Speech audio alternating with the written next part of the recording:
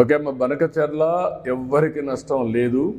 కొంతమంది మాట్లాడుతున్నారు, ఇది కరెక్ట్ కాదు.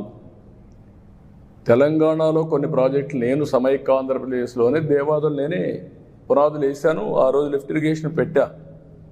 శ్రీశైలం ఎస్ఎల్బిసి, ఇప్పుడు మాధవరెడ్డి కెనాల్, అది చూసిన తర్వాత ఆ రోజు నేను దేవాదుల ప్రాజెక్టు కూడా లిఫ్ట్ ఇరిగేషన్ సాధ్యమని గోదావరి పైన ఆ లిఫ్ట్ ఇరిగేషన్ పెట్టాం. అదే సమయంలో ఇక్కడికి వచ్చిన తర్వాత ఆంధ్రాలో పుష్కర, తాటిపూడి 2 లిఫ్ట్ ఇరిగేషన్ తీసుకొచ్చాను. తర్వాత కొన్ని వీళ్ళు దేవాదుల ఇవన్నీ కూడా వచ్చాయి. రాజశేఖర్ రెడ్డి ఉన్నప్పుడే ఎల్లంపల్లి అన్నారు, అది రాలేదు, అది కూడా పెద్ద స్కామ్ అయింది. తర్వాత ఈరోజు వీళ్ళు దేవాదులు తీసుకొచ్చారు.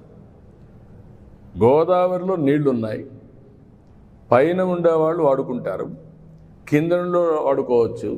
2000 టీఎంసీ నీళ్లు సగటున 100 సంవత్సరాలు సముద్రంలోకి పోయినాయి.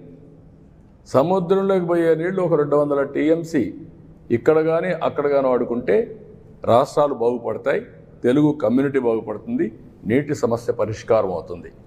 ఆ విషయమే నేను పదే పదే చెప్తున్నా. ఎవ్వరికీ నష్టం లేదు. నేను తెలంగాణలో ఉండే ప్రాజెక్ట్స్ గోదావరి పైన ఎప్పుడు అపోజ్ చేయలేదు, అపోజ్ చేయను కూడా.